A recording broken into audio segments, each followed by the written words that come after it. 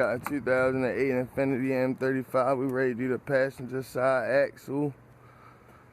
Once we get the wheel off, you know, we'll show y'all what's going on with it. Right now, we really can't do a little bit too much, you know. New axle right here. We ready to put it on.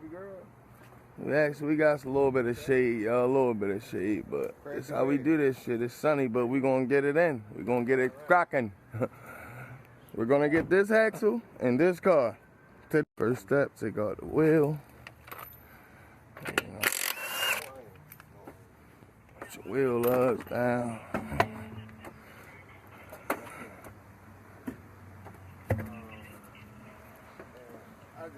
And we got the. How much does it have a cheese stick?